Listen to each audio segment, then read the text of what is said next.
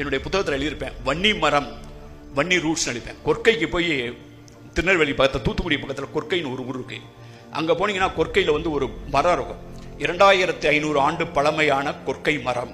அது பக்கத்தில் வந்து ஃபோட்டோ எடுத்துப்பேன். என்னுடைய புத்தகத்தில் முதல் படமே அதான் வரும். 2500 ஆண்டு பழமையான கொற்கை மரம், வன்னி மரம். அந்த வன்னி மரம் வந்து நீங்கள் போய் பார்த்தீங்கன்னா வன்னி மரத்து விநாயகர் அப்படிலாம் இங்கெல்லாம் நிறைய கோயிலில் வந்து ஸ்தல விருட்சமாக இருக்கும், வன்னி மரம் இருக்கும். வன்னி மரத்து சில கோயிலெல்லாம் வன்னி மரம் வந்து இங்கே கொங்கு பகுதியிலே வந்து அது ஸ்தல விருட்சமாக இருக்கும். இந்த வன்னியினுடைய இம்பார்ட்டன்ஸ் என்னன்னு கேட்டீங்கன்னா, அந்த வன்னிக்கு கீழே நின்று பொய் சொல்லக்கூடாது. வன்னி வந்து சாட்சி. வன்னி சாட்சி தான் பின்னால் அக்னி சாட்சியாகும். அதனால தான் அக்னியை வச்சு கல்யாணம் பண்ணுறாங்க. அதுக்கு முன்னால் வன்னியை வச்சு தான் கல்யாணம் பண்ணிட்டு இருந்தாங்க. வன்னியிட சொல்லிட்டா, வன்னி மரத்து கீழே நின்று ஐ லவ் யூ அப்படின்னு சொன்னா அவன் வேற யாரையும் கல்யாணம் பண்ணிட முடியாது. அவன் சொன்னானா சத்தியம், சத்தியத்துக்கு கட்டுப்பட்டது. ஏன்னா அது வன்னி சாட்சி. அந்த பட்ட வன்னியை மட்டும் தேடி தேடி தேடி தேடி போனா அதை அப்படியே கூட்டு போய் சோழ மன்னர்களுடைய குலமரமா இருக்கு, மைசூர் உடையாரோட மரமா இருக்கு. அப்படியே மகாராஷ்டிரா குஜராத்துக்குள்ள போய் ராஜஸ்தான்ல கேஜ்ரிவால்னு ஒரு ஆள் இருக்காருல்ல, முதலமைச்சர். கேஜ்ரினா அங்க வந்து வன்னி மரத்தினுடைய பேரு. அந்த வன்னி மரத்தை கட்டிப்பிடிச்சு அந்த வன்னி மரத்தை வெட்டாம இருக்கிறதுக்காக பாடுபட்டவங்க தான் சிப்காட் மூவ்மெண்ட் பின்னால வந்தது.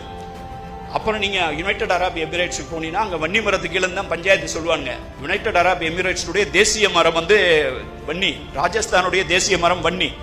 வன்னி மரத்துக்கு இந்தியாவில் ஒரு ஸ்டாம்பே போட்டிருக்காங்க. சோழர்களுடைய குலமரம் வன்னி, தமிழ்நாட்டினுடைய வேரோடு வேறாக இருக்கக்கூடிய வன்னி மன்றம் அப்படின்னு சங்க இலக்கியம் எழுதுது. இப்படி ஒவ்வொன்னா தேடும் போது சங்க இலக்கியத்தில் தொடங்குனது இன்னைக்கு வரைக்கும் நாம் வந்து தொடர்ந்து புலம்பெயர்ந்து கொண்டே இருக்கிறவர்கள்.